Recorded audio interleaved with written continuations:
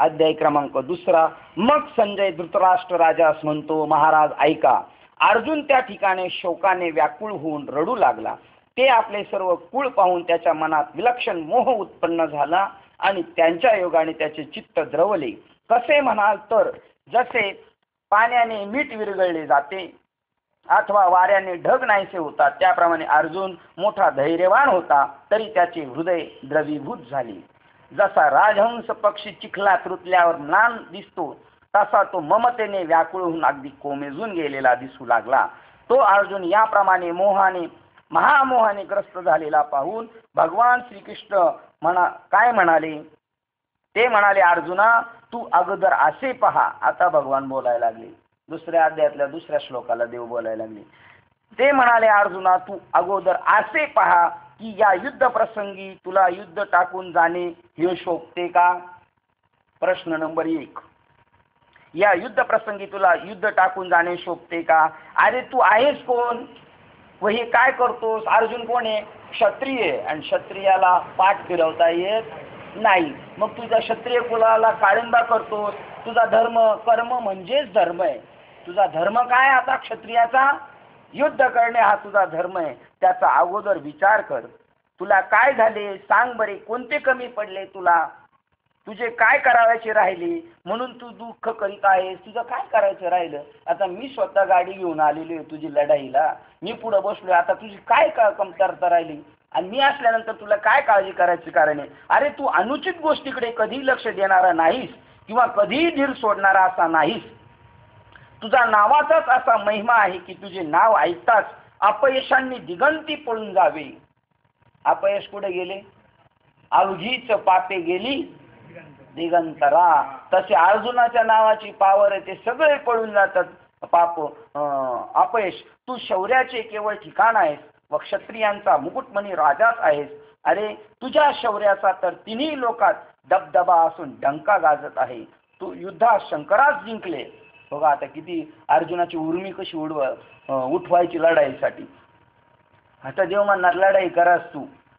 तू शंकरास युद्धात जिंकले. 3.5 कोटी निवांत कवच दैत्यांचा समूळ उच्छेद केलास आणि चित्र रथ गंधर्वादिकांशी त्यांच्याशी पराक्रम अपूर्व सामना करून त्यांना आपले यश त्या गंधर्वास गावास विषय करून ठेवले. अर्जुना पहा, अर्जुनाची कीर्ती काय? शंकराला हरवलं.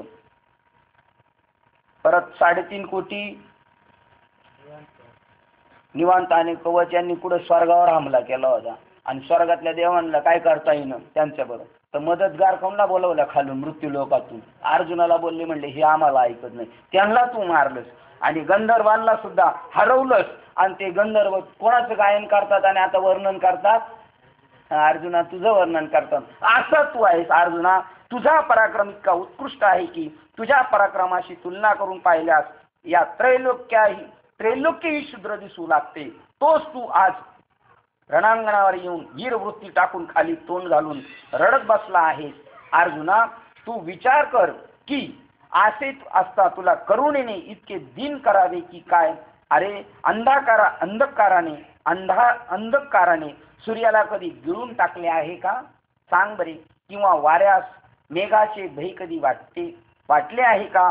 अथवा अमृतास कधी मरण आले आहे का? किंवा लाकडाने कधी अग्नी गिळला आहे का? अथवा मिठाने पाणी विरले आहे का? किंवा काळकुट्ट विष हे दुसऱ्याच्या संसर्गाने मेले का? अथवा मोठ्या भुजंगाला कधी बेडकाने गिळले आहे का? पण तू मात्र तसं खरं करून दाखवलं. आता तू एवढा बलिष्ठ असून सुद्धा तू या बावळटांना घाबरतोस आणि मागं पळून जातोस. बरे कधी कोल्ह्याने सिंहाबरोबर झोंबी केली का?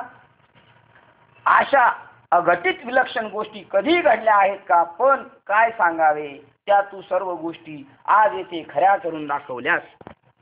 अरे असे झाले की म्हणून अर्जुना तू या मोहाला आपल्या चित्तात कदाचित थारा देशील, पण तसा थारा किंवा त्याच्याकडे लक्ष देऊ नकोस.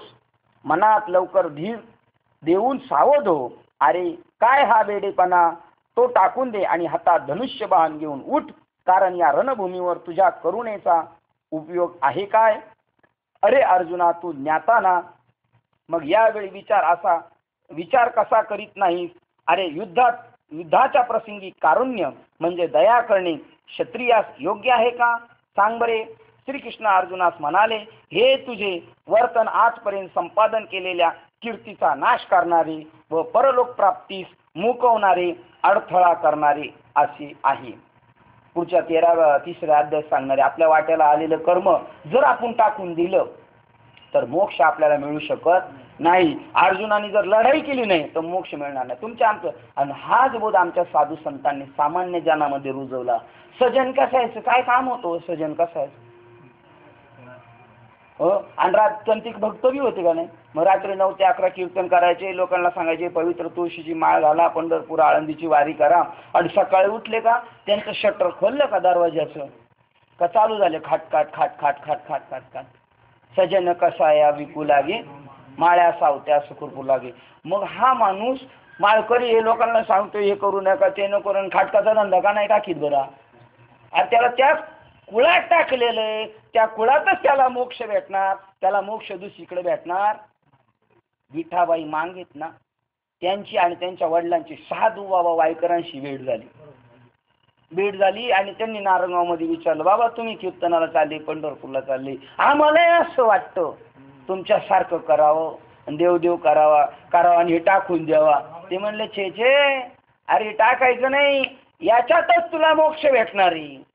आणि तुला का लाज वाटते? तुला लाज वाटायची गरज नाही. लाज आता यांना वाटल्या पाहिजेत जे सप्त्याची तारखा घ्यायला तेच आहेत आणि कीर्तनाच्या तारखा घ्यायला हेच. यांना लाज वाटल्या पाहिजे. तुला काय लाज वाटली पाहिजे? पिक्चरकारांनी गाणं बनवलं नाही का, तू पोटासाठी नसती पण लाज कोणाला वाटलं पाहिजे? तुझा कर्म तुझा धर्म तोच आहे. तुझ्या कुळात आली ना तेच काम कर, तुला मोक्ष भेटला जाईल. कोण आहे बा देवाच्या दरवाजामध्ये? जेव्हा पंढरपूरला आपण दर्शनाला जातो पहिलं पांडुरंगाचं दर्शन होतं का कानोपात्रेचं होतं? हा, नाचणी गाणेवालीची लडकी ती देवाच्या जवळ आहे आणि बामनं कुठे फिरत आहे इकडे इकडे. आगा सृष्ट काय सांगितलं ज्ञानेश्वर महाराज? आगा कुळीच्या ओखटपणानं लगा जाती यांतेच व्हावे. पण देवाच्या जवळ जावं. दैत्याच्या कुळात जन्मलेला प्रल्हाद देवाच्या मांडीवर आहे आणि बाकीची फिरत आहे भीक मागत.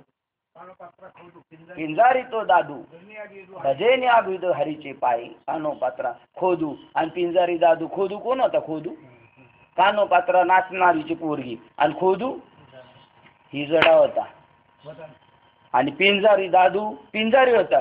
हे देवाच्या जवळ गेले आणि ही मोठेपणाच्या भूमिकेमध्ये राहिले. आम्ही का साधे आहेत का? आम्ही लय मोठे. आता मोठे पण जरा शाळेमध्ये जेव्हा सबसिडी मिळायला लागली का हे परत छोटे व्हायला लागली आणि लगेच ग्रामपंचायतमध्ये जाऊन पैसे भरून लगेच सर्टिफिकेट परत खालच्या आणायला लागले. म्हणजे असे लोभिष्ट जीव आहे. इथं मात्र त्यानं सांगितलं तुझ्या वाट्याला आलेलं कर्म धर्म त्यांचा, तुझं जे कर्म आहे तेच धर्म आहे. आणि जर तू युक्तीने केलं तर तो कर्म आणि धर्म काय होईल? नारायण स्वरूप होईल आणि तुला मोक्ष मिळेल. मात्र जर कृष्ण अर्जुनास असे म्हणाले तुझे असे जर वर्तन राहिले तर केलेल्या कीर्तीचा नाश होईल आणि परलोक प्राप्तीस मुकवणारे, अडथळा आणणारे असे आहे. म्हणून अर्जुना तू शोक करू नकोस, पूर्ण धीर धर आणि आप्ताविषयीचा हा विषाद सोडून दे. नातेवाईकांविषयीची जी मनात गुंतडेत ते मोहाचे पाश आहेत ते फेकून द्यायचे. आणि म्हणून ते फेकल्याशिवाय जागा होत नाही. काकड्याच्या याच्यामध्ये काय सांगितले? धन दारा पुत्र जन बंधू सोयरे पिशून सर्व मिथ्या, हे नाचके आहेत, हे क्षणिक आहेत. आई वडील बाप, लोक आपल्या गावाला तर दसकिरेच्या माहितीच्या प्रवचनाला नुसते आईबद्दलच माहिती सांगतात. अरे आईच्या माहितीबद्दल पांडुरंगाची माहिती सांगा, भक्ता देवाची माहिती सांगा, तर मग तो आईबापाची सेवा करेल. आईबापाची सेवा करायला सांगून आणि त्या पोराला आईबापाची सेवा आता करायला सांगायला लागते म्हणजे चूक कोणाची? आईबापाची का पोराची? कोणाची चूक आहे? आता त्याच्या पोटा पाण्याची किती काळजी. हे रात्रीचा दिवस करतील, 50,000 भरतील, ₹1,00,000 भरतील डिग्रीला. कशासाठी? एवढं शिकून हा काय करणार आहे? पोटच भरणार आहे ना. त्याच्या पोटा पाण्याची एवढी काळजी, पण त्याच्या पुढील सद्गतीची काळजी केली का? त्याला आध्यात्मिक शिक्षणाचा काही विचार केला का? ते अति महत्वाचं आहे. त्याच्याकडे तर सगळ्यांचंच दुर्लक्ष आहे.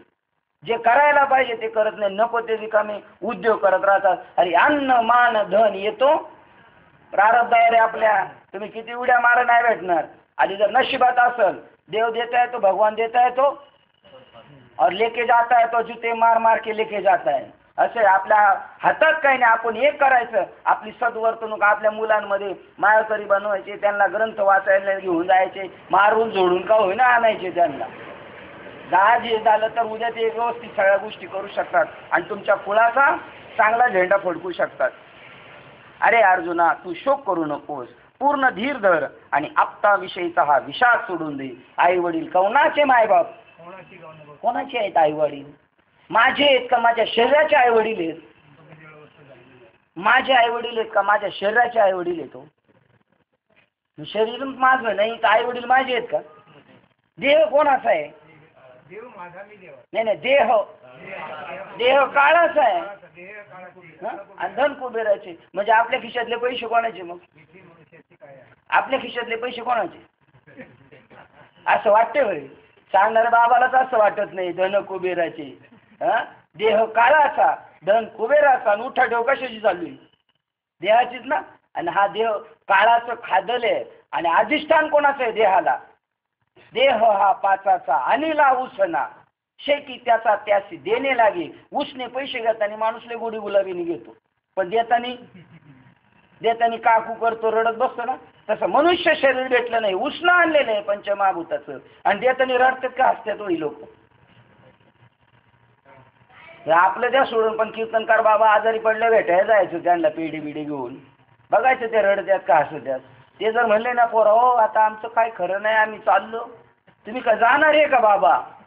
तुम्ही आयुष्यभर सांगितले आमरा हा आमरा, खरे की खोटे? मरत नाही माणूस. आत्मा जो आहे तो कधी मरत नाही. तो मी आत्मा आहे आणि आत्म्याचं राहण्याचं घर म्हणजे शरीर आहे. कोणाचे हे घर? हा देह कोणाचा? हे घर कोणाचे? हे मंदिर कोणाचे? गणपतीचे. हे घर कोणाचे? आत्म्याचे. देह कोणाचा आहे? कोणाचे हे घर? हे आत्म्याचे घर. देह कोणाचा? देह पंचमहाभूताचा. आत्मा राम त्याचा तोची जाणी. आत्मा बघा जडाला बी जाणतो आणि चेतनाला बी जाणतो, स्वतःलाही जाणतो आणि दुसऱ्यालाही जाणतो. आत्मा स्वतःलाही जाणतो आणि शरीर जड आहे, जडाला जाणतो आणि स्वतःला जाणतो.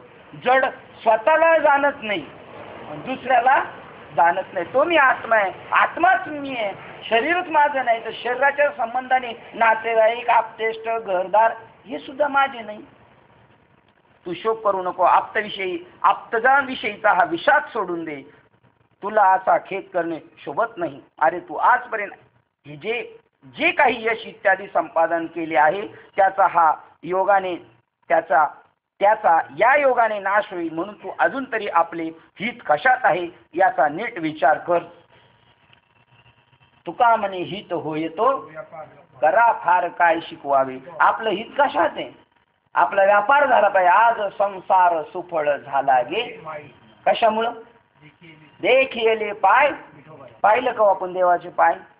देवाला पाहिलं का? देवाला जर पाहिलं तरच म्हणायचं पाहिलं, नाही तर अभंग म्हणलं धरिले का दिवशी कोणी मारील धरून तस. देवाला पाहिलं नाही काय नाही म्हणतो. देखिले पाय विठोबाचे आणि तो मज व्हावा. कोण व्हावा? तो मज व्हावा. 2 वेळा म्हणतो. कोण व्हावा? वेळोवेळा व्हावा पांडुरंग माझा. मी पांडुरंग स्वरूप झालो पाहिजे, मी पांडुरंग स्वरूप झालो पाहिजे. होईल का नाही जीव पांडुरंग स्वरूप? आठव नाठव गेले भाव अभाव आणि झाला स्वयंमेव. जीव स्वयं पांडुरंग आहे, तो पांडुरंग झाला. त्याच्यावर भाव आणि अभाव जे होते ते गेले निघून आणि मी आता स्वयं पांडुरंग झालेलो आहे. हो, आजपर्यंत जे काही तू संपादन केले आहे त्याचा या योगाने नाश होईल. तू अजून तरी आपले हित कशात आहे याचा नीट विचार कर.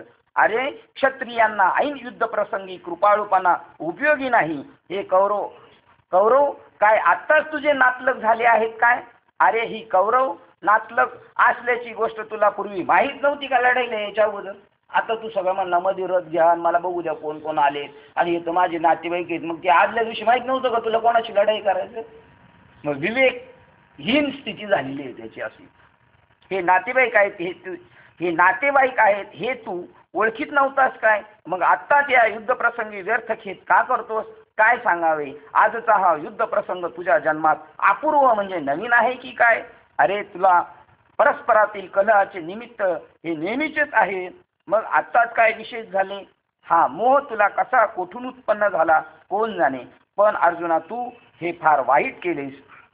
जर तू हा मोह धरून ममता भ्रांतीस पडलास तर त्याचा परिणाम असा होईल की आजपर्यंत तू मिळवलेली विख्याती लौकिक जाईल आणि इहलोकास परलोकासही अंतरशील.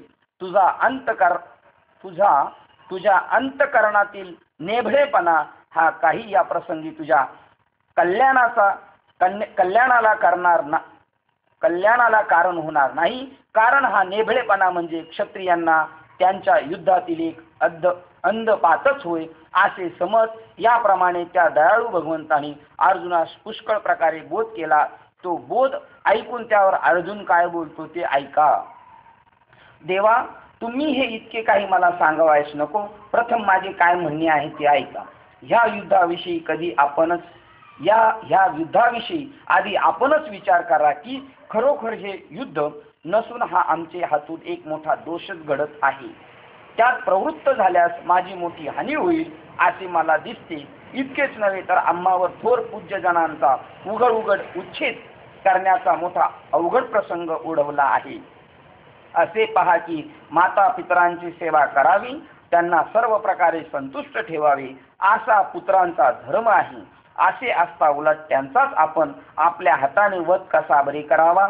देवा, साधू संतांना नमस्कार करावा अथवा घडेल तर त्यांची पूजाही करावी, पण हे सोडून आपण त्यांच्याच वाणीने त्यांची निंदा कशी करावी. त्याप्रमाणे हे आमचे गोत्रज व कुलगुरू असून आम्हाला नित्य नेमाने सर्वदा पूज्य आहेत. त्यातल्या त्यात भीष्म व द्रोणाचार्य यांच्याविषयी तर माझे मन अतिशय कळवळत आहे, कारण त्यांनी मला सदाचेच ऋणाईत करून ठेवले आहे. देवा, ज्यांच्याविषयी मनाने आम्ही स्वप्नात देखील वैर धरू शकत नाही त्यांचा आपल्याच हाताने प्रत्यक्ष घात कसा करावा बरे. त्यापेक्षा आग लागू असल्या जिन्याला आज या सर्वांना असे झाले तरी काय. कारण आम्ही जी शस्त्रविद्या यांच्यापासून अभ्यास करून संपादन केली आहे तिचा उपयोग या सर्वांना मारण्याकडे करावा व त्यांच्याविषयी आम्ही प्रतिष्ठा मिरवावी, हेच का आमचे कर्तव्य. मी अर्जुन द्रोणाचा शिकवून तयार केलेला शिष्य आहे. अर्थात त्यांनीच मला धनुर्विद्या शिकवली. त्या उपकाराने आभारी झालेला मीच त्यांना मारावे काय. अर्जुन म्हणतो, ज्यांच्या कृपेने आम्ही वरप्राप्ती करून घ्यावी त्यांच्याशी मनाने कृतज्ञपणा करावा, तर मग काय मी भस्मासुर आहे. देवा, समुद्र गंभीर आहे असे ऐकतो, पण तोही तसा वरकरणीच आहे. कारण तो कधीतरी शुद्ध झालेला प्रत्यक्ष दिसतोच, परंतु द्रोणाचार्याच्या मनात क्षोभ उत्पन्न झालेला मात्र आम्ही कधीही पाहिलेला नाही. आता हे मत कोणाचं चाललंय? हे जे म्हणणं कोणाचं चाललंय? अर्जुनाचं चाललंय. मग आता समजा उद्या आपल्याला प्रवचनाला बसवल्यानंतर आपण अर्जुनाचं म्हणणं ओवी घेऊन प्रवचन करावं का देवाचं म्हणणं घेऊन प्रवचन करावं ओवी? जर आता उद्या आपल्याला प्रवचन करायचंय, आता हे जे बोलणं चाललंय अर्जुनाचं बरोबर आहे का चूक आहे? पण हे कशात आहे? चूक आहे तरी पण चूक आहे तरी ज्ञानेश्वरीत आहे. आणि आम्ही म्हणलं ज्ञानेश्वरीत असं म्हटलेलं, ज्ञानेश्वरीत असं म्हणले, पण ते कोणाचं म्हणणं आहे? कोणाचं म्हणणं आहे? प्रवचनाला ओळी घ्यायच्या असलं तर कोणाची म्हणण्याची घ्यायच्या? देव काय म्हणतो ते प्रवचनाला ओळी घ्यायच्या, अर्जुन काय म्हणतो त्या ओळी घ्यायच्या, धृतराष्ट्र काय म्हणतो त्या ओळी घ्यायच्या.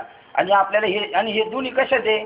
धृतराष्ट्र म्हणतो ते बी ज्ञानेश्वरीचंच आहे, अर्जुन म्हणतो ते बी ज्ञानेश्वरीचंच आहे, आणि देव म्हणतात ते बी. मग याच्यात बी आपल्याला काय करायला लागेल? अलग करायला लागेल. आता एक खळ्यावरून धान्य करून आणलेले ते चांगलं हे करून आणले नाही आपण उपणून, मग उपणून आणले हे लगेच पोत्यातून काढून दळायला देतात ना. मग परत काय करतात? परत सुपात घेतात. बरं, सुपातून दळून आणलं लगेच ते पीठ आणलं चक्कीतून चपात्या करायला लगेच घेतात का? परत चाळणी मारते. याला चाळणी मारली का नाही अजून आपण कधी? याला चाळणी मारायची, याच्यातलं सार जे ते घ्यायचं. वेद अनंत बोलिला पण अर्थ तुकाची साधिला, विठोबाशी शरण जावे, निज निष्ठे नाम घेवे. हे जरी ज्ञानेश्वरीत लिहिलं तर अर्जुनाचं मत ग्राह्य नाही मानलेलं देवाने. म्हणून ह्या जरी ओळी ज्ञानेश्वरीत असल्या, कोणता? जे तिच्या कृपेचा लाभी जे वरू तेथीचे मनोवर मन व्यभिचारू तरी काय मी भस्मासुर अर्जुन म्हणे. ही प्रवचनाची ओळ या अर्जुनाचं मत ग्राह्य नाही, ते चुकीचं मत मांडलेलं आहे. म्हणून आपल्याला कोण कोणाला म्हणाले हे शाळेत का शिकवत असतील मला कळायला लागले ग्रंथ वाचायला लागल्यानंतर. मी एका ठिकाणी गेलो, एका ठिकाणी भागवत वाचत होते आणि त्या भागवतामध्ये नाथ महाराजांनी चार्वकांची मतं मांडली, नास्तिकांची मतं मांडली. देव कसला आलाय, देव असता तर आम्हाला दिसला असता, देव आहेच नाही, हे लोकांनी उगाच थोटान मांडलेले आणि हे कशात लिहिलेलं होतं भागवतात. आता ते वाचणारे संभ्रमात आले, ते म्हणले हे कसं काय लिहिलं बा एकनाथ महाराजांनी. आता मी म्हणलं मला एका लगेच कळणार नाही, पण मागं पुढं बघू आपण वाचून. मागं पुढं कळल्यानंतर हिंमत कोणाचं होतं, चार्वकांचं होतं. पण लिहिलंय भागवतामध्ये म्हणजे का नाथ महाराजांना मान्य आहे का ते नाही. म्हणजे आपल्याला ग्रंथ जे शाळेत लिहिलं कोण कोणास म्हणाले हे कशासाठी शिकवत होते, हे ग्रंथ परिचय आपल्याला पुढे व्हावा. का अर्जुन म्हणालाय का देव म्हणालाय, देव अर्जुनाला जे म्हणालाय ते ग्राह्य आहे. अर्जुन म्हणतो मी लढाई करणार नाही आणि मला पाप लागल, पण देव त्याचं स्वीकारत नाही. देवा समुद्र गंभीर आहे असे ऐकतो, पण तोही तसाच वरकरणीच आहे, कारण तो कधीतरी शुद्ध झालेला प्रत्यक्ष दिसतोच, परंतु द्रोणाचार्याच्या मनात क्षोभ उत्पन्न झालेला मात्र आम्ही कधीही पाहिला नाही. अहो आकाशाचा अंत नसला तरी त्याचेही मोजमाप करता येईल, परंतु द्रोणाचार्यांचे अंतकरण इतके विचारपूर्वक सखोल आहे की त्यांचे प्रमाण कोणालाही कळत नाही. कदाचित अमृतही आंबेल किंवा कालगतीने वज्रही फुटेल, पण द्रोणाचार्यास क्रोधाधिक विकार उत्पन्न करण्याचा कसलाही प्रयत्न केला तरी देखील त्यांची शांत मनोवृत्ती पालटत नाही. आई शिवाय इतरांची माया व्यर्थ होय अशी जी मन आहे ती अगदी खरी, पण या द्रोणाचार्याच्या ठिकाणी करुणा ही तर मूर्तिमंत वास करीत आहे. अर्जुन म्हणतो अहो हे आचार्य म्हणजे काय सांगावे, जणू दयेचे उगमस्थान होत, सर्व गुणांचा केवळ महानिधीच आहे व विद्येचे अमर्याद सागरच आहेत. अशा प्रकारे हे सर्व श्रेष्ठ कृपाळू आहेत. शिवाय आम्हाविषयी तर त्यांची कृपा किती आहे हे विचारूच नका, कारण ते पूर्ण कृपावंत आहेत. असे असता त्यांचा घात करण्याच्या आमच्या मनात तरी आणता येईल का सांग.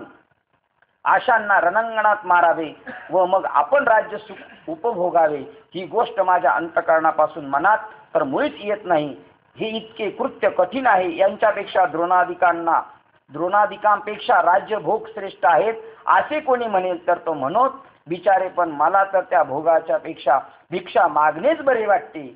नाही पेक्षा देश त्याग करून जावे, हे एक अथवा गिरीकंदरात जाऊन तरी राहावे, परंतु द्रोणादिकांवर आता शस्त्र म्हणून धरू नये असे मला निश्चित वाटते. अहो देवा, नवीन पाजळलेल्या तीक्ष्ण बाणांनी यांच्या मर्मस्थानी प्रहार करून त्यांच्या रक्तात बुडालेले जे गलिच्छ भोग ते आम्ही भोगण्याकरता शोधित बसावे काय. ते रक्तात बुडालेले भोग बाहेर काढून तरी काय करावायचे आहे. अहो रक्ताने माखलेल्या त्या भोगाचे सेवन तरी आम्ही कसे करावे. म्हणूनच भीष्म द्रोणावर बाण टाकण्याचा उपयुक्त युक्तिवाद माझ्या मनात मुळीच पटत नाही. अर्जुन यावेळी श्रीकृष्णा असे म्हणतो की देवा ऐका, मी म्हणतो या गोष्टीचा आपण चांगला विचार करा. पण अर्जुनाचे हे म्हणणे ऐकून श्रीकृष्णास आवडले नाही. असे म्हणून असे जाणून अर्जुन आपल्या मनात भ्याला व पुन्हा देवास म्हणू लागला की देवा, माझ्या बोलण्याकडे लक्ष का बरे देत नाहीत. आता हा देवाला शिकवायला लागला, देव कसं काय लक्ष देईल. बाकी माझ्या मनात जे होते ते मी येथे सविस्तर विचार करून बोललो, परंतु यापेक्षा खरे चांगले कोणते ते तुम्हाला माहीत. हे पहा ज्याच्याशी आमचे वैर आहे ही अक्षरे ऐकल्याबरोबर आम्ही प्राण सोडावे. ते भीष्म द्रोणादिक रणभूमीवर आज युद्ध करण्याच्या निमित्ताने माझ्या समोर उभे आहेत. तर आता आशांना मारावे किंवा यांना सोडून निघून जावे, या दोहोंमध्ये चांगली कोणती गोष्ट हे आम्हाला तर मुळीच समजत नाही. आम्हास कोणती गोष्ट करणे योग्य आहे हे विचार करून पाहिले तरी या प्रसंगी आम्हास सुचत नाही. कारण या मोहाने माझे चित्त व्याकुळ झाले आहे. ज्याप्रमाणे अंधकाराच्या प्रतिबंधामुळे डोळ्याने दिसेनासे झाले, म्हणजे दृष्टीचे तेज लोपते व मग जवळ असलेला कोणताही पदार्थ दिसत नाही, तशी देवा माझी स्थिती झाली आहे. कारण माझे मन भ्रांतीने ग्रासले आहे, म्हणून आपले हित कशात आहे तेही मला यावेळी समजत नाही. तर श्रीकृष्ण, आपण विचार करून पाहावे व जे खरे हितकर असेल ते आम्हाला सांगावे, कारण आमचे इष्ट मित्र वगैरे सर्व काही तूच आहेस. आमचे गुरु, बंधू, बाप, कुलदैवत आणि नेहमी संकट समयी रक्षण करणारा तूच आहेस. ज्याप्रमाणे श्री गुरु शिष्याचा सर्वथे अव्हेर करण्याचे मुळीच जाणत नाही, किंवा समुद्र नद्यांचा अव्हेर कसा करील तर करीत नाही, त्याप्रमाणे आपण माझा अव्हेर करणार नाहीच. अथवा देवा ऐका, आपण विचार करा की आई जर मुलाला सोडून गेली तर ते कसे जगेल, सुखी होईल. तसे आम्हाला तू सर्वस्वी एकमेव आधार आहे व इतक्या वेळपर्यंत जी मी आपल्याला धर्मशास्त्र सांगितले ते जर तुम्हाला पटत नसेल तर पुरुषोत्तमा, जी गोष्ट आम्हाला करण्यास उचित असून जी धर्माविरुद्ध नसेल ती तुम्ही आता मला लवकर सांगा.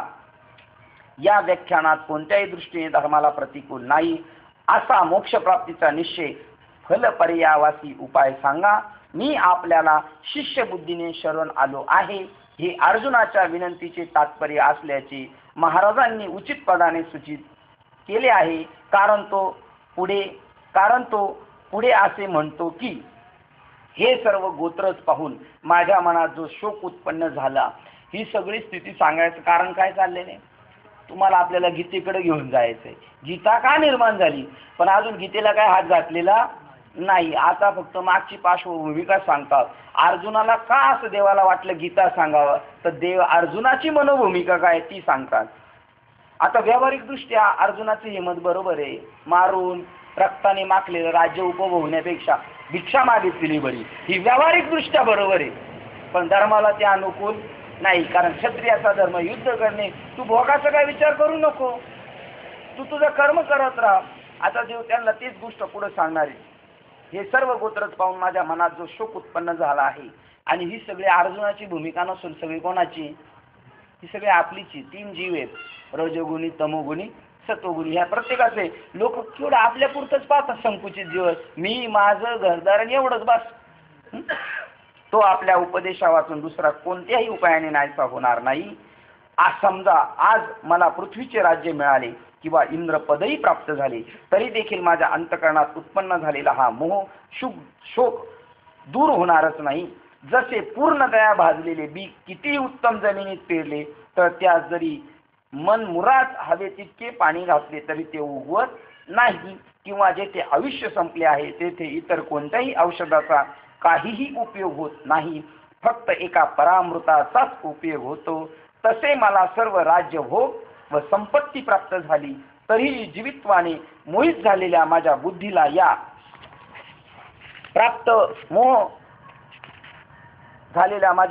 या मोहातून पार पडण्यास त्याचा मुळीच उपयोग होणार नाही. हे कृपाने दे, तुझ्या कृपेचा जिव्हाळाच आधार आहे, म्हणजे ब्रह्म ऐक्य ज्ञान उपदेशाद्वारा उपयोगी पडेल.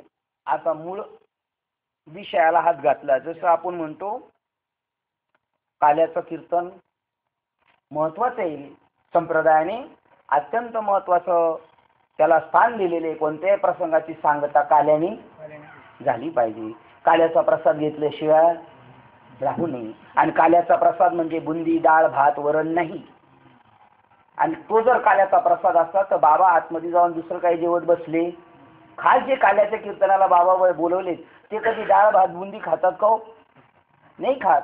आणि काल्याचा प्रसाद म्हणजे डाळ, भात, बुंदी नाही. तो बनवणारा माणूस लग्नाच्या बी आचारीच असतो, लग्नाला बी आचारी तोच असतो, आणि दशक्रियेला आचारी सुद्धा तोच असतो जो काल्याला असतो. मग सांगा बरं काला कशाला म्हणतात? संप्रदायाने सांगितलं तर काला तर झालाच पाहिजे. म्हणजे जन्माला आलेल्या प्रत्येक माणसाचा काय झाला पाहिजे? जन्माला आलेला जीव आहे आणि त्याचं ब्रह्माशी ऐक्य, त्याचं नाव जीव ब्रह्म ऐक्य, त्याचं नाव काला आहे की नाही? आणि त्याचा प्रसाद घेतल्याशिवाय पण हे बुंदी भात खातील, पण जीव ब्रह्म ऐक्याचा काला घेणार, त्याचा प्रसाद नको छे, ते तुमचं वेगळंच आहे बाबा, आम्हाला नको ते काही. आम्ही बुंदी भात मात्र सपाटून हाणू, पण आम्हाला ते नको. ते प्रतीक आहे, काला त्याला म्हणतात. आणि मूळ उद्देश आता इथं घातला. अर्जुनाने देवाला विनंती केली, मला काय नीट कळत नाही, तू तर काय माझ्या मनाला मान्यता देत नाही, तर आता तूच सांग माझं हित कशात आहे, मोक्ष सुद्धा अंतरणार नाही आणि मला पाप पण लागणार नाही, अशी युक्ती सांग, हे कृपानिधी तुझ्या कृपेचा जिव्हाळाच आधार आहे. आणि आपल्याला सगळ्यांना जे मिळणार आहे, समजा खरंच साधूची भेट होणार असेल तर कोणाच्या कृपेने होणार? देवाच्याच. परी जग जेठी करुणा केली. साधूची भेट सुद्धा देवाच्याच कृपेने आणि देवाची भेट सुद्धा त्याच्याच कृपेने. तुका म्हणे कृपा करील नारायण, तरीच हे वर्म पडे ठावे. तेव्हाच पडणार. ऐसे वर्म मज दावी नारायणच दाखवणार, दुसरा कोणीच दाखवू शकत नाही. म्हणून तुझ्या कृपेचा जिव्हाळा आधार म्हणजे ब्रह्म ऐक्य ज्ञानाचा उपदेशाद्वारा उपयोगी पडेल. जेव्हा जीवाला ब्रह्म ज्ञानाचा बोध होईल, जीवाचं ब्रह्माचं ऐक्य होईल, तेव्हाच त्याचा मोह नाश पावेल. पाया गीतेचा आंधळा जीव, पण त्या आंधळ्या धृतराष्ट्राला सुद्धा मोक्ष मिळाला. बरं, धृतराष्ट्राला मोक्ष मिळाला. ते एवढं ब्रह्मिष्ठ होतं तरी त्याला मिळालं, त्याच्यापेक्षा आपल्याला जास्त झालंय वाटतं. आणि बाबा लोकांना त्याच्यापेक्षा जास्त झालेले. कारण बाबा लोक म्हणतात मोक्ष मिळवणं एवढं का सोपं आहे का, देव मिळवणं एवढं सोपं आहे का? अरे बाबा, उलट गावोगावी जाणं, कीर्तन करणं ते उलट अवघड आहे. 8 तासाचा प्रवास जायला, 8 तासाचा यायचा, किती बेजार होतो माणूस. त्याच्यापेक्षा देव जोडणं सोपं आहे. तू का म्हणे सोपे? सर्वांनी सगळ्यात सोपं देव जोडणे, आणि तीच गोष्ट अवघड आहे का? याप्रमाणे जेव्हा क्षणभर भ्रांती दूर झाली तेव्हा त्या ठिकाणी अर्जुन असे बोलला. जेव्हा भ्रांती बाजूला होती तेव्हा माणूस म्हणतो, देवा आता बाबा तुम्हाला काय सांगायचं ते सांगा, आता माझं काही चालत नाही. परंतु त्याला पुन्हा मोहाची लहरी व्यापली. थोडा वेळा असं म्हणला, पण पुन्हा मोहाची लहरी आली आणि आता परत मगाच्या सारखं बरळायला सुरुवात करी. आता मी यांना मारणार नाही, मला पाप लागेल. पहा, या अर्जुनाच्या स्थितीवर ज्ञानेश्वर महाराज असे रूपक करतात की विचार केला असता याला ही मोहरूपी लहर नसून हा काहीतरी निराळाच प्रकार असावा असे मला वाटते. तो कोणता म्हणाल तर महामोहरूपी अविद्यारूपी काळ सर्पानेच अर्जुनास ग्रासले असावे. ज्ञानेश्वर महाराज त्यांचं मत अभिप्रेत करतात. तिचं ते म्हणतात याला काय झालेले, महामोह. कशाला म्हणतात महामोह? अविद्यारूपी काळ सर्पाने. आपल्याला कशाबद्दल, देवाबद्दल काय आपल्याकडं अज्ञान आहे, अज्ञान. आणि त्यामुळे आपण ग्रासलेलो आहे सुख दुःखाच्या जन्म मरणाच्या तडाख्याला. आणि ते अज्ञान जाण्यासाठी प्रत्येक सप्त्यामध्ये प्रवचन होतात आणि प्रत्येक बाबा आल्यानंतर सांगतात अज्ञान घालवण्यासाठी ते ज्ञान पैगा. असं ज्ञान साधुकडं आहे, ते प्राप्त करून घ्या म्हणजे तुमच्या जीवाचा मोह जाईल. ते ज्ञान पैगा बरोबरच्या खालच्या ओळी पाच, त्याच्या खालच्या श्लोकाच्या. जयाचे वाक्यनी उजवडे, चित्त झाले निधडे, अरे ब्रह्माचे नि पाडे निशंक होय. ज्या वेळेला त्या ज्ञानाचा उपदेश झाला साधूकडून त्यावेळेला अर्जुन निशंक झाला. ऐसा ज्ञान प्रकाश होईल तैस मोह आणि अंधकार जाईल, जै गुरु कृपा होईल पार्थागा.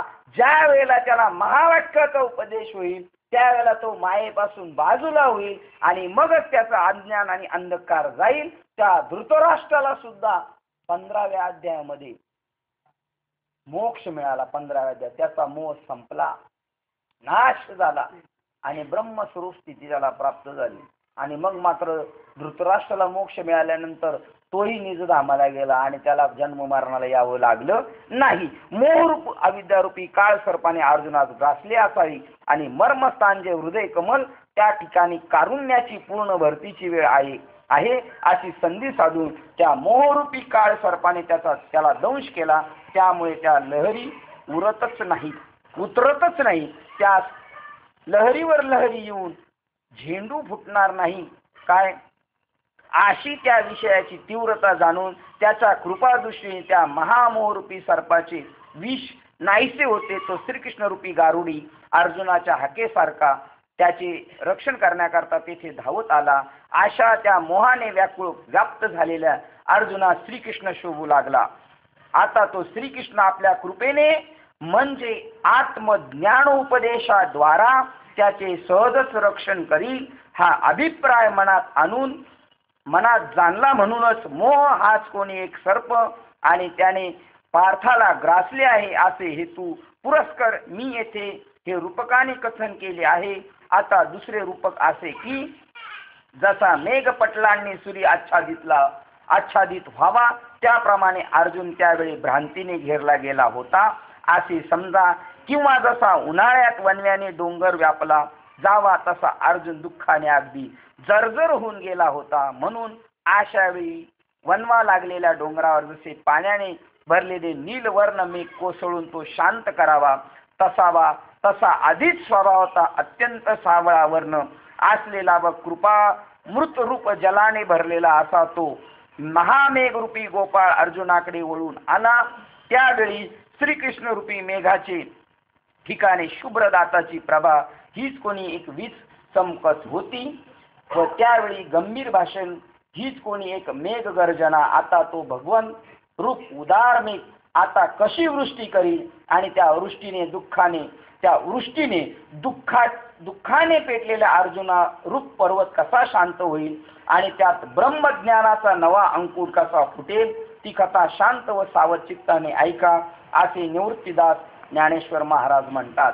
आता इथून पुढे देव काय म्हणतात ते बघा. पुढे संजय आणखी म्हणतो, राजा पुन्हा तो अर्जुन शोकाकुल अंतकरणाने काय बोलू लागला ते ऐक. अर्जुन खेदयुक्त अंतकरणाने श्रीकृष्णास म्हणतो, देवा ऐका, आता आपण मला युद्ध करण्याविषयी कोणत्याही प्रकारे भीड घालण्याचे भानगडीत पडू नका. आता स्वजनाशी मी निसंशय युद्ध करणार नाही हे पक्के समजा. असे पुन्हा आलेल्या मोहाच्या लहरीने एकदम बोलून तो स्तब्ध बसला. अशी त्याची स्थिती पाहून देवास मोठे आश्चर्य वाटले. तेव्हा भगवान आपल्या मनात म्हणतात, या प्रसंगी अर्जुनाने आपल्या मनाचेच हे काय आरंभिले कोण जाणे. प्रस्तुत अर्जुनाला काहीच कळेनासे झाले आहे. याला काय करावे, आता याच्या कोणत्या उपायाने समजूत पटेल, काय केले असता याला धैर्य धरीन. जसा एखादा मांत्रिक पिशाचाधिकाची निवृत्ती कशी होईल याची विचारपूर्वक परीक्षा करतो, अथवा रोग असाध्य आहेत पाहताच वैद्य जसा निर्वाणीच्या अमृततुल्य दिव्य औषधीची तात्काळ योजना करतो, त्याप्रमाणे त्या दोन्ही सैन्यामध्ये स्थित असलेले भगवान श्रीकृष्ण कोणत्या उपायाने अर्जुना मोह टाकील याचा विचार करू लागले. या भ्रांतीजन्य शोकाचे कारण यथार्थ आत्मस्वरूपाचे अज्ञान आहे. त्याचा नाश केल्याशिवाय अर्जुनाच्या भ्रांतीजन्य दुःखाचा नाश होणार नाही. आता औषधाची योजना चालू झालेली आणि आता मुख्य गीतेचा उद्देश जो आहे तो आता सुरुवात होणार आहे. 11वा नंबरचा श्लोक 2ऱ्या अध्यायाचा, तिथून खरी गीता सुरुवात होणार आहे. आता अर्जुनाचे विचार करतात. मगाशी एक ज्ञानेश्वर महाराजांनी शब्द सांगितला, जोपर्यंत जीव ब्रह्म आणि आत्मज्ञान होत नाही तोपर्यंत अर्जुनाचा मोह जाणार नाही. आता संजय बोलतोय आणि देवानी मनात आणलं याच्या भ्रांतीजन्य शोकाचे कारण. प्रत्येक माणसं भ्रांत देतात. आपण भ्रांती त्याला म्हणतात. रात्रीच्या वेळेला बैलगाडीवाला निघून गेला आणि जाता जाता त्याचा चाबूक रस्त्यावर पडला आणि तो चाबूक पडल्यानंतर मागून येणाऱ्यांनी पाहिलं आणि तो काय समजायला लागला, साप आहे. मग आता तो साप आहे का चाबूक आहे? खरा साप आहे. पण मागून येणाऱ्याचा पाय त्याच्यावर पडला. त्याच्यावर पाय पडल्यावर त्याला वीज चढल का नाही चढणार? दोन पार्ट्या आहेत. यादव म्हणतो नाही. आता यादव म्हणजे कृष्णाच्या कुळातला आहे. नाही चढणार बाबा, चढल का नाही? रश्यू पाय पडलाय, चापकावर पाय पडलाय, पण त्यांनी कल्पना केली माझा पाय कशावर पडलाय आणि त्याला सापाच्या लहरी येतील का नाही येणार? बघा बरं, आपल्यातच एवढं दुमत आहे. आता महाराष्ट्रभर ज्ञानेश्वरी फिरती, किती दुमत असेल. सगळे घोटाळे निश्चित घोटाळे करणारे लोक व्यासपीठावर येतात. घोटाळ्यातून काढून टाकणारे पाहिजेत. मुख्य घोटाळा म्हणजे मी देह आहे का आत्मा आहे याचा निवाडा करायचा आहे. मी देह नसून मी आत्मा आहे, तो माणूस योग्य आहे, तो जीवाची ब्रह्माची गाठ घालू शकतो. इथं सांगतात रश्शीवर पाय पडला त्याचा आणि त्या माणसाला सापाच्या लहरी चढल्या, त्याला विष चढलं. कशाचं? सापाचं. ज्ञानेश्वर महाराज म्हणतात किरडू तरी कापडाची होती. रश्शीचा साप होता पण लहरी येत होती साची. खऱ्या अर्जुनाला लहरी येतात. आणि मग आता त्याला दाखवायचं. आपण जे ऐकलेले बा गावामध्ये, आपण शाळेत असताना म्हणायचे तिकडं वडाच्या झाडाखाली आमोशीला रात्री भूत येते. आमोशीला रात्रीचं वडाच्या झाडाखाली भूत येते. पण एक होता धीट मनुष्य, तो म्हणला छे मी जाऊन येईल म्हणलं आमुष्याच्या दिवशी. म्हणलं जा मग. आधी 4 चौघांनी दोस्तीमध्ये केली त्याची बंकस्ती, गेला आमुष्याच्या दिवशी घोंगडी घेऊन. माहिती आहे ना तुम्हाला? मग नको सांगायचं. गोष्टी ऐकण्यातच मजा आहे ना आपल्या, आहे का नाही? बाबा लोक नाही तरी काय सांगतात कीर्तनात, गोष्टीच सांगतात. अरे कथा ऐकून आपल्या जीवनातल्या व्यथा जाणार नाही. ते गेलो घोंगडी घेऊन आणि इकडे कावर बावर वडाच्या झाडाखाली ठोकली खुटी. ठोकलीन उठाय गेलो ते म्हणला धरलं. आता कोणी धरलं त्याला खुटीन धरलं, ते म्हणते भूतानी धरले मला. जे पळत सुटलं आणि घरी येऊन त्याला कापरा भरला, ताप चढला, ते भरायला लागलं. दुसऱ्या दिवशी जोडीदार म्हणले जाऊन तर बघू रामभाऊला काय झाले. तर रामभाऊ म्हणून तुम्हाला धरले. मी म्हणले कसलं काय होतं, आम्ही आपलं असंच म्हणत होतो, याला कसं काय धरलं. म्हणून त्यांनी जाऊन खात्री केली तर याची घोंगडी कोणी धरली होती. मग आता त्याला जर त्यांना नुसतं सांगितलं असतं, त्याला जाऊन अरे तुझी घोंगडी खोटीने धरली, तर त्याला भरोसा पटला असता का? त्याला भ्रम झाला मला धरले भूतानी. मग आता काय करावं लागेल त्याला तिथं घेऊन जावं लागेल. तसं जीवाला मोह झालेला आहे, त्याला मोहापासून बाजूला काढून मूळ स्वरूप स्थितीला ज्याला घेऊन जायचंय, त्याला आत्मस्वरूपाजवळ जर घेऊन गेलं तर मग मात्र भूताची भीती. मग तो खाट उलट खोटी घेऊन येईल गाई ठोकायला कुठं तरी, आहे ना, गाईला बांधण्यासाठी, आहे की नाही. याच्या भ्रांतीजन्य शोकाचे कारण यथार्थ आत्मस्वरूपाचे अज्ञान आहे. त्याचा नाश केल्याशिवाय अर्जुनाच्या भ्रांतीजन्य दुःखाचा नाश होणार नाही. ही माणसं माहितीला रडतात, ही कशामुळे रडतात? मायेमुळे रडतात का? मायेमुळे, अज्ञानामुळे रडतात. नाही तर सांगा बरं, आपली माणसं मेलेली खरोखर मेलीत काय माणसं आपली? नाही. आपली माणसं जी नदीला नेऊन जाळून आलो ती मेली आपली माणसं. आपले काका नाना मामा ते अगोदरच निघून जातात. जसं एखाद्या रात्रीच्या वेळेला 6 वाजता एखादा आपल्या गावात जर गेले, काका गेले आपल्या गावात एखादी, आणि मग आपण सगळ्यांना फोन करतो उद्या सकाळी 9ला घेऊन जाणार आहे त्यांना. सकाळी 8ला आलेली माणसं सगळी विचारपूस करतात, काका कधी गेले. मग ही लोक काय सांगतात? काका रात्री 7ला गेले. मग काका रात्री 7ला गेले ते हे कोण ठेवलेले तिथं? आता यांना तटकी बांधले हे कोण आहे?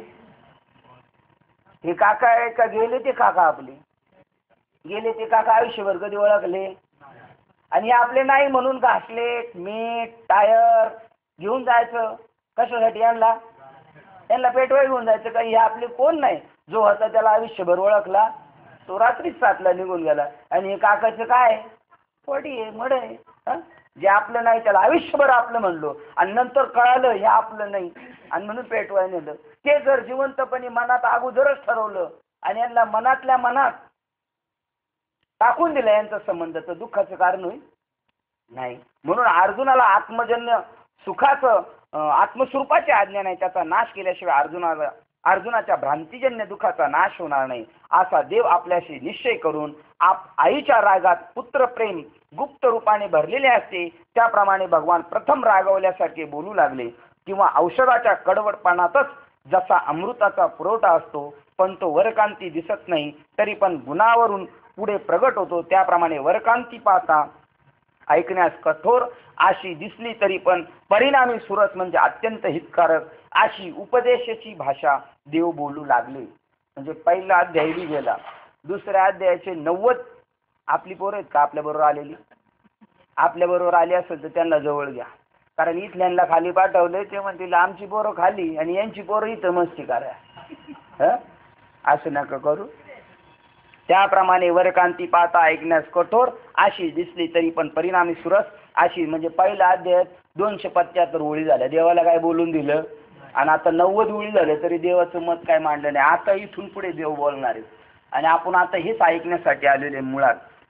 मग देव अर्जुनास म्हणतात, आज आम्ही ते एक आश्चर्य पाहत आहोत, कारण युद्ध समयी तू हे अकस्मात मध्येच काय आरंभिले आहेस. तू आपल्याला तर मोठा ज्ञानी म्हणवतोस, पण अज्ञान आणि मूर्खपण तर सोडित नाही. जगात किती लोक आहेत मूर्खच आहेत, पण ते ज्ञानाच्या लय भाषा मारतात. येव झालं तेव झालं. त्याप्रमाणे अर्जुनाला बरे तुला एखादी गोष्ट शिकवावी म्हटली तर उलट तू आम्हालाच नीतीच्या शहाणपणाच्या मोठ्या गोष्टी सांगतोस. जन्मांधाला वेळ लागल्यावर तो जसा सैरावैरा धावतो त्यापैकी तुझे हे शहाणपण मला दिसत आहे.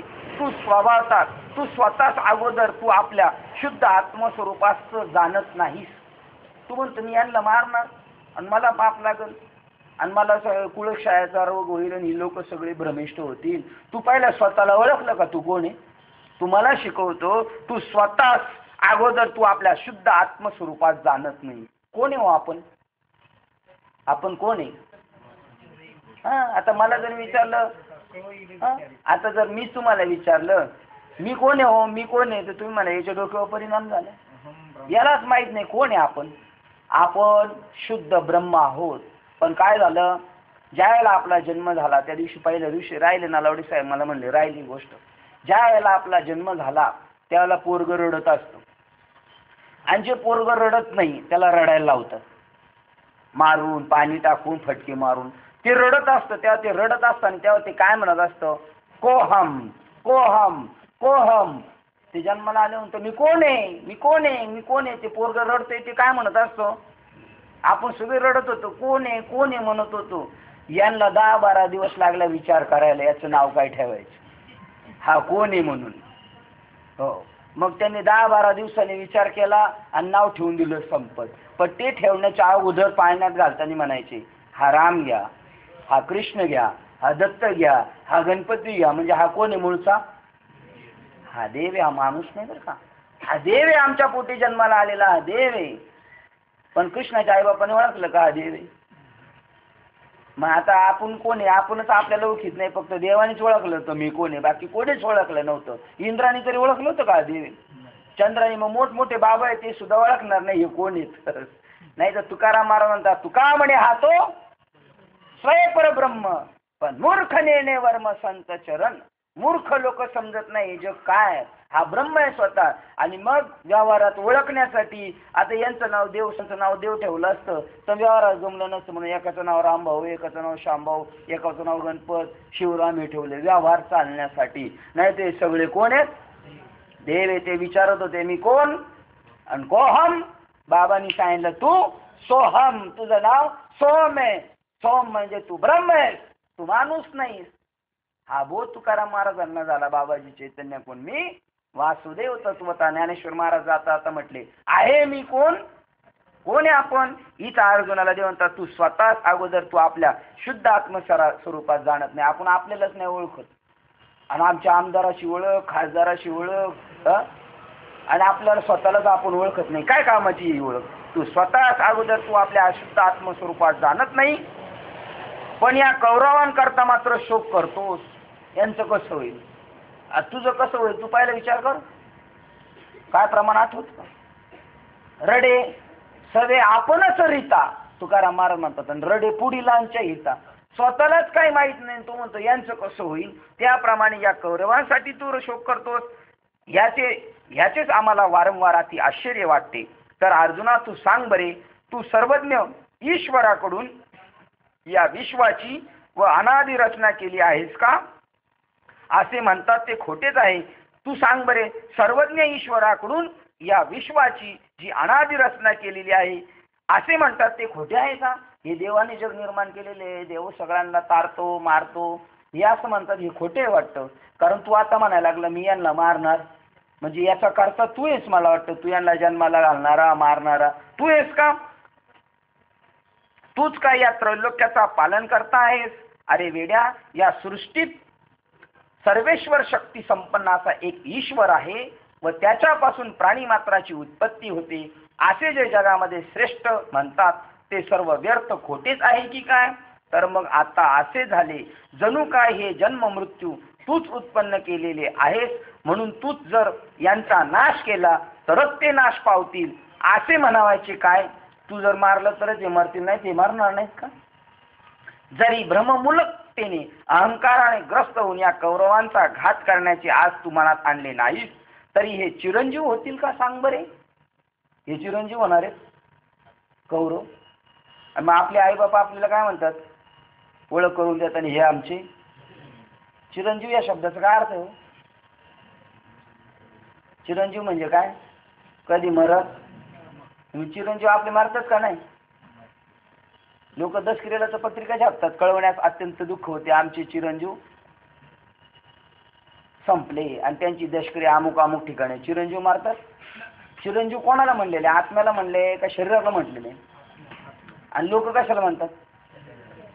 शरीराला म्हणतात आहे का नाही. आणि यांना चिसौका म्हणतात.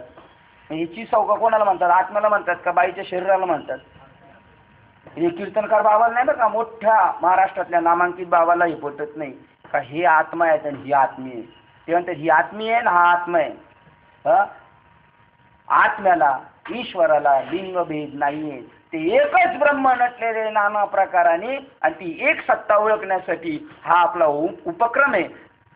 जरी भ्रममूलक अहंकाराने तू ग्रस्त होण्या करोनाचा घात करण्याचे मनात आणले नाहीस तरी हे चिरंजीव होतील का सांग बरे. म्हणजे यांचं शरीर हे मरणारच आहे. अर्जुना असे समजू नकोस की तूच काय तो एक मारणारा आणि बाकीचे हे सर्व मरणारे, असे तर वास्तविक नाहीत.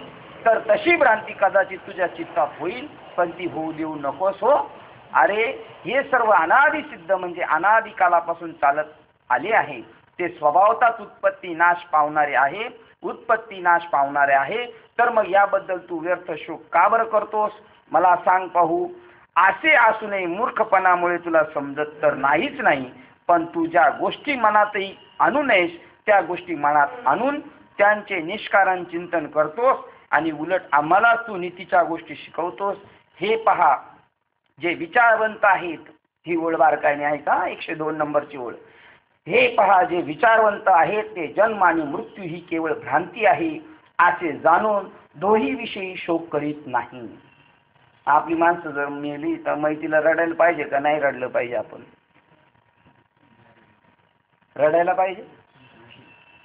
मी म्हणतात नाही रडले तर लोक म्हणतील काय बेडर माणसं आहेत काय, यांच्यावर परिणामच नाही. हे गेल्या वर्षीच म्हणले नाही रडले म्हणतील बेडर आहे.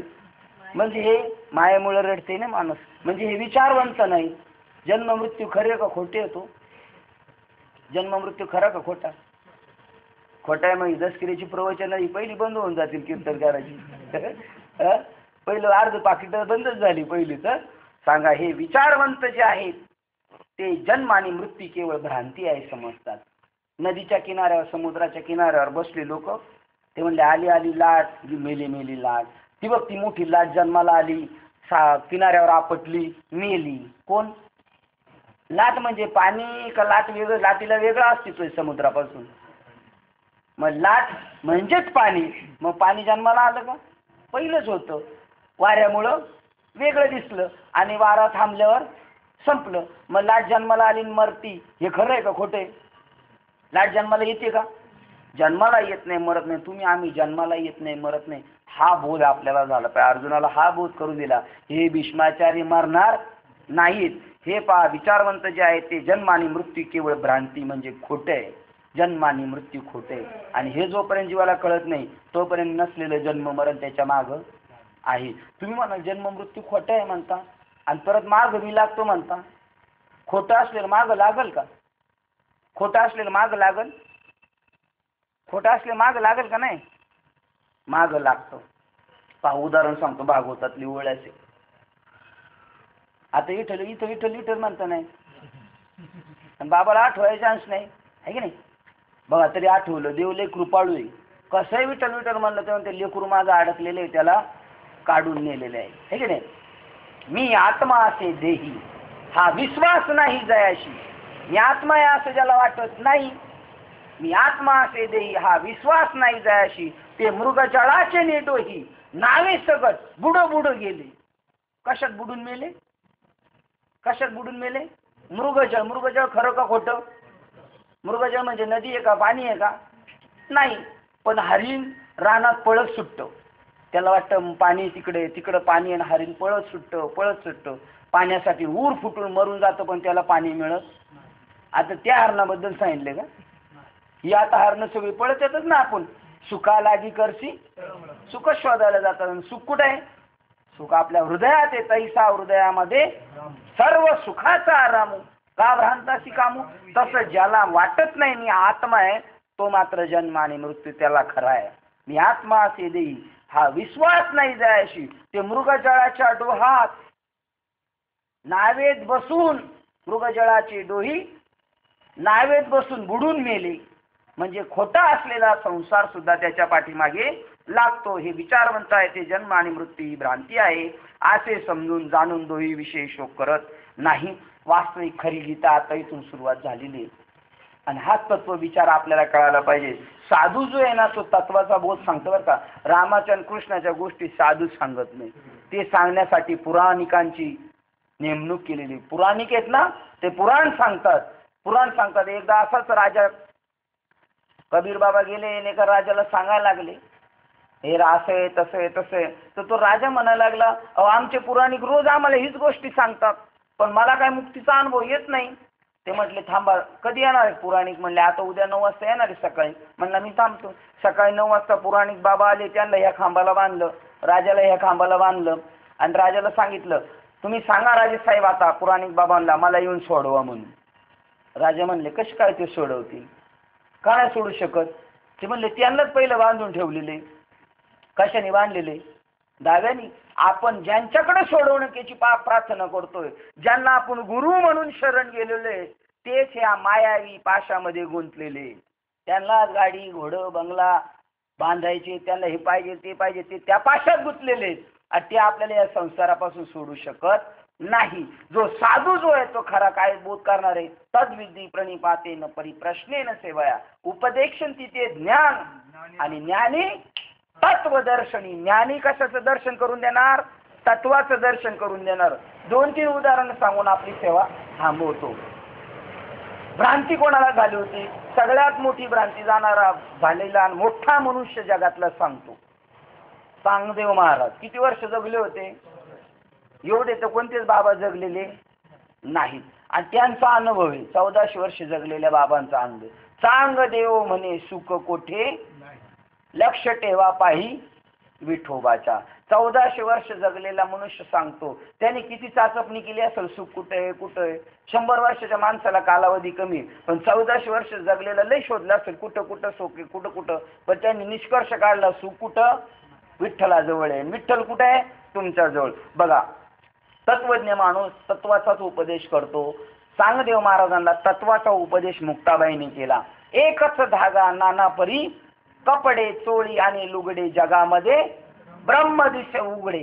ब्रह्म ओपन आहे, सगळीकडे भरून पुरून उरलेले, पण आपल्याला दिसत नाही. कारण आपल्याला कशाचा बोध नाही? तत्वाचा बोध नाही. एकच धागा, धाग्यावर कपडा झाला, चोळी झाली, लुगडं झालं, धोतर झालं, पण हे सगळं कशावर झालंय? का कापसावर झालेले. कापूस हे मूळ अधिष्ठान आहे, तसं जगाचं अधिष्ठान ईश्वर आहे. त्या ईश्वरावर हे नाना रूपाने आकाराने कुत्री मांजरं गाढवं झाडं झुडपं ही सगळी काय झालेली आहेत? त्या देवाच्या सत्तेवरच सगळे झालेले. एकच सोने नाना परी बाळी आणि बुगडी जगामध्ये ब्रह्म. मग आता याला सोन्याचा बोध झाला पाहिजे का अंगठीचा बोध झाला पाहिजे? सोन्याचा बोध झाला पाहिजे. एका भक्ताला नड पडली, त्याच्याकडे 5 तोळ्याचा खंडोबा होता, 5 तोळ्याचा कुत्रा होता, 5 तोळ्याचा ती मारणारी कोण? महिषासूर मर्दानी होती. पण मग याला नड पडली, त्याला जमीन खरेदी करायची होती, शेजाराचा प्लॉट विकाय निघाला होता. मग हा म्हणला जाऊन बघू आता, 25 लाखाची खरेदी, 5 तोळ्याचा कुत्रा गेला तोडा मोडायला, तर 5 तोळ्याचे किती पैसे येतील माऊली आत्ताच्या हिशोबाने? माऊली नाही सोनं घेतली. सोनं घेणार आहे का नाही सांगणार कोणी? 2.25 लाख. आणि 25 लाख म्हणलं याला जमाने. त्याला वाटलं कुत्र्याचे 2.25 लाख येतात, म्हणलं आता जाऊ द्या खंडोबाच मोडू. पण खंडोबा किती तोळ्याचा होता? 5 तोळ्याचा. त्याचे बी 2.25 लाख. हा म्हणायला लागला बघतो कमाले राव, खंडोबाचे तेवढे आणि कुत्र्याचे तेवढे. आता त्यांनी काय पाहिलं होतं? आकार पाहिला होता, तत्व पाहिलं होतं का? तत्व पाहायचं. तत्वाचा बोध झाला. एकच सोने नाना परी, एकच माती नाना परी, भिंती रांजण आणि सुगडे जगामध्ये. म्हणे मुक्ताबाई ऐक चांग देवा खरे, आणि रोकडे जगामध्ये ब्रह्म ईश्वर सगळीकडे भरून पूर्ण मुरलेलं आहे. आपण हरिपाठात नाचतो, भरला घन दाट हरी. पण प्रत्येक टाळकऱ्याला जर आपण विचारलं, बाबा कुठं दिसतोय हरी, कुठं दिसतं? तुम्हाला दिसलंय आम्हाला दाखवा. छे असं आम्ही असंच म्हणतो. ते काय दिसत असतं का? असंच म्हणतो. मग तुला काय उपयोग? अनुभव आले अंगा. कसले अनुभव आले? म्हणलं इकडून एसटीत बसलो, ओतूरला उतरलो, तिकडे ती माणसं गाडीवर यायला आली, मला केलं कीर्तन, जेवलो ना आलो निघून. हे अनुभव आहेत काय? ब्रह्मस्वरूपाचा अनुभव आला पाहिजे आपल्याला जगामध्ये. ब्रह्म दिसे उघडे. आता खऱ्या अर्थाने उद्यापासून आपल्याला गीतेचा बोध प्राप्त होणार आहे. काय जन्माला येतं, काय मृत्यू पावतं, हा विषय आपण उद्या पाहू. आता फक्त एकच डोक्यात घेऊन जायचं, हे पहा 102 क्रमांकाची ओळ. हे पहा विचारवंत जे आहेत ते जन्म आणि मृत्यू ही केवळ भ्रांती मानतात. आता बघा आमच्या गावाला कावळा नाही शिवत, बाजूच्या गावाला कावळा नाही, दोलवडला तर म्हणले कावळा शिवत नाही दसरीला. आता बरेच गावाला कावळे नाही शिवती ना, कारण कावळे सगळे मुंबईला आलेले आहेत. इथं चपातीचा तुकडा टाका लगेच कावळे येतील. काव शिवती नाही, कावळे शिवत नाहीत म्हणले. आता काय करायला पाहिजे म्हणले, अख्ख्या गावाला काळ सर्प यज्ञ करायला पाहिजे. हे करावं लागेल. तो इडापिडा कोणाला आहेत, शरीराला आहेत का आत्म्याला आहेत? मग आत्म्याचं जर ज्ञान झालं तर का ना कोणाला त्रास होणारे आत्म्याला काही कापू शकतो? आत्म्याला कोण जाळू शकतो? आत्म्याला काय भिजू शकतो? मी सगळे चालले कशासाठी चालले? अज्ञानी लोकांचे सगळे उद्योग चाललेले ती कशावर प्रेम करतात? शरीरावर प्रेम करतात. आणि शरीर तर शेवटी काळाचं खादले आहे का नाही. देह तो पाचाचे झाले ते कर्माचे गुणी गुंतले भव तसे चाकी सुदले जन्म मृत्यूच्या. शरीराला जन्म मृत्यू आत्म्याला नाही. हे पहा विचारवंत जे आहे ते जन्म आणि मृत्यू ही केवळ भ्रांती आहे असे समजतात. या दोन्ही विषयी ते शोक करत नाही. म्हणजे काही झालं तर रडायचं नाही. असो झालेली 102 क्रमांकाच्या वेळेला आपण थांबू. उद्या उर्वरित पाऊस झालेली सेवा हृदयस्थ सद्गुरू सच्चिदानंद श्रीपाद बाबा रामदास बाबा अधिष्ठान परमात्मा श्री गणरायाच्या चरणावर आणि तुम्हा सर्वज्ञांच्या चरणावर सेवा समर्पित करून सेवेला आपण इथे पूर्ण विराम देऊया. पुंडलिक वरदेव हरी विठ्ठल.